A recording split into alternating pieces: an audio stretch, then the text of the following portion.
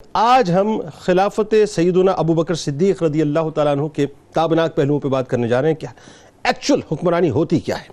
بات یہ ناظرین کہ خلافت کی ابتدا ہو رہی ہے۔ تاریخ اسلامی میں خلیفہ اول کا پہلا خطبہ جو رہتی دنیا تک دنیا کے ہر حکمران کے لیے ایک منشور کی سی حیثیت رکھتا ہے اس کا میں مختصر سا حصہ آپ کے سامنے بیان کر رہا ہوں کہ سیدنا ابو بکر صدیق رضی اللہ تعالیٰ عنہ ممبر پر تشریف لے آئے اور اللہ کی حمد و ثنا اور رسول اللہ صلی اللہ علیہ وآلہ وسلم پر درود و سلام کی بات فرمایا کہ لوگوں، میں تمہارا امیر بنا دیا گیا ہوں، حالانکہ میں تم سے بہتر نہیں ہوں۔ اگر میں اچھا کام کروں تو تم میری مدد کرو، اور اگر برا کام کروں تو مجھ کو سیدھا کرو۔ سچائی ایک امانت ہے اور جھوٹ خیانت ہے۔ تم میں جو کمزور ہے وہ میرے نزدیک قوی ہے، چنانچہ میں اس کا شکوہ دور کر دوں گا، اور جو تم میں جو قوی ہیں وہ میرے نزدیک کمزور ہیں، چنانچہ میں اس سے حق لوں گا۔ جو قوم جہاد کو چھوڑ دیتی ہے اللہ اس پر ذلت کو مسلط کر دیتا ہے، اور جس قوم میں بری باتیں عام ہو جاتی ہیں اللہ ان پر مصیبت کو مستوری کر دیتا ہے۔ جب تک میں اللہ اور اس کے رسول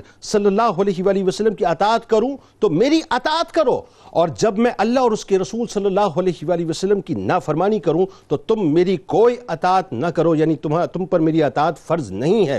اچھا اب جاؤ نماز پڑھو، اللہ تم پر رحم فرمائے۔ یہ پہلا خطبہ ہے ناظرین اسلامی دنیا کا، جو یعنی سمجھ لیجئے کہ اسلامک اسٹیٹ کے پہلے خلیفہ کا پہلا خطبہ ہے جو کہ ایک منشور ہے دنیا بھر کے حکمرانوں کے لیے۔ سیدنا صدیق اکبر رضی اللہ تعالیٰ عنہ کی خلافت 2 سال اور 3 ماہ تک رہی ناظرین۔ اس آزمائش کے دور میں صدیق اکبر رضی اللہ تعالیٰ عنہ نے لشکروں کی تیاری، سپہ سالاروں کے صحیح انتخاب اور موضوع تر عمل و ہدایات جاری کرنے میں لاسانی مہم و فراست، تدبر و دور اندیشی کا ایسا مظاہرہ کیا کہ رہتی دنیا تک اس کی ایک مثال دی جاتی ہے ناظرین۔ یہی وجہ ہے کہ بدترین دشمنان اسلام یہ اعتراف کرنے پر مجبور ہیں کہ اگرچہ صدیق اکبر رضی اللہ تعالی عنہ کا دور مختصر ہے مگر آن حضرت صلی اللہ علیہ وآلہ وسلم کے دین کی سربلندی آپ ہی کے مرہون احسان ہے۔ آپ رضی اللہ تعالیٰ عنہ نے نوزائیدہ اسلام کو ختم ہونے سے بچا لیا۔ ناظرین کرام، حضرت صدیق اکبر رضی اللہ تعالیٰ عنہ کو اپنے دور خلافت میں بیشتر حصہ اندرونی اور بیرونی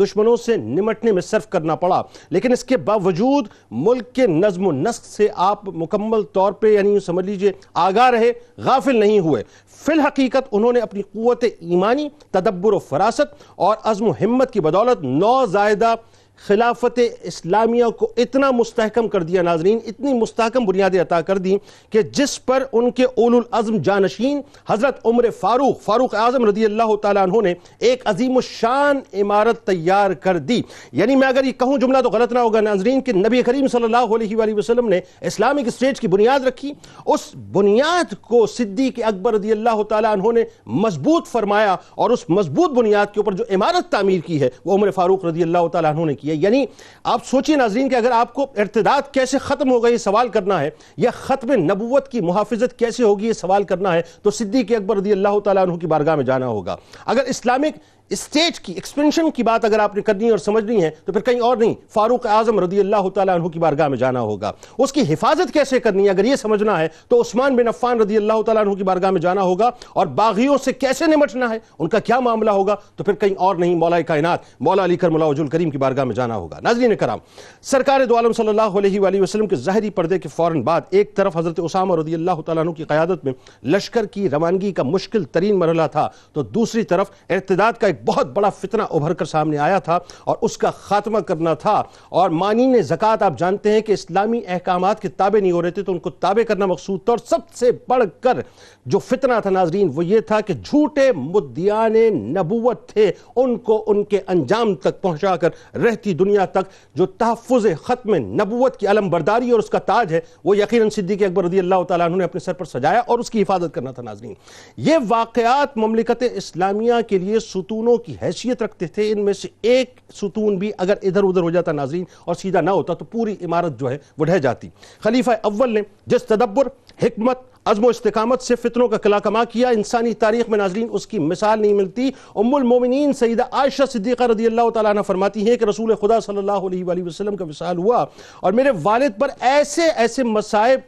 ٹوٹے کہ وہ حوادث بڑے بڑے مضبوط پہاڑوں پر اگر پڑتے تو وہ پہاڑ بھی ریزہ ریزہ ہو جاتے. لیکن حضور نبی کریم صلی اللہ علیہ وآلہ وسلم جیسے ساتھی کی جدائی کے غم کے باوجود آپ رضی اللہ تعالیٰ عنہ نے تمام کام کو عزم و استقلال کے ساتھ ادا کیا, یعنی تمام معاملات کو یکجا کیا اور تمام تر صلاحیتوں کو بروکار لاتے ہوئے خندہ پیشانی سے نہ صرف مقابلہ کیا بلکہ انہیں جڑ سے اکھاڑ کر ان فتنوں کو پھینک دیا. صدیق اکبر رضی اللہ تعالیٰ عنہ نے فتنوں کی سرکوبی کے لیے اتنے مشکل ترین اور قوت ایمانی سے بھرپور فیصلے کیے ناظرین کہ مدینہ منورہ میں ذرا غور کیجئے گا 3 دن اور 3 راتیں ایسی بھی گزری ہیں کہ عورتیں اور بچوں میں کوئی مرد شہر میں موجود نہیں تھا. ناظرین اللہ پاک نے حضرات صحابہ کرام رضوان اللہ تعالیٰ علیہ مجمعین کی اس قربانی کو قبول فرمایا اور تمام مخالف جو جتنی بھی فضا تھیں اسلام کے حق میں اس کو ہموار کر دیا اور لوگوں کے لیے ہدایت کے عمومی فیصلے فرما دی. اور دوسری طرف مسلم دنیا کے پہلے خلیفہ کی طرز زندگی ناظرین ایسی تھی کہ بس آخری بات ادا کر رہا ہوں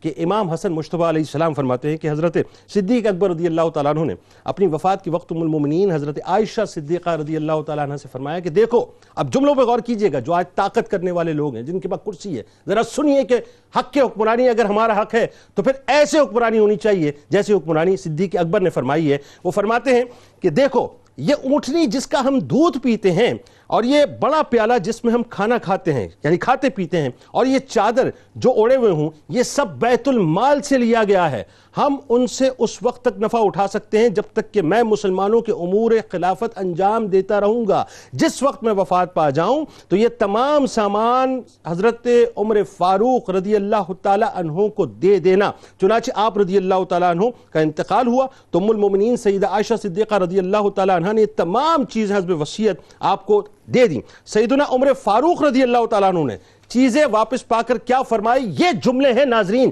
جو بتاتے ہیں کہ حکمرانوں کا لیول کیا ہونا چاہیے. فرماتے ہیں کہ اے ابو بکر رضی اللہ تعالیٰ عنہ, اللہ آپ پر رحم فرمائے, آپ نے تو اپنے بعد آنے والوں کو تھکا دیا ہے. بس ناظرین آئیے آغاز کرتے ہیں سیدنا صدیق اکبر رضی اللہ تعالیٰ عنہ کے سنہری دور خلافت کے حوالے سے گفتگو.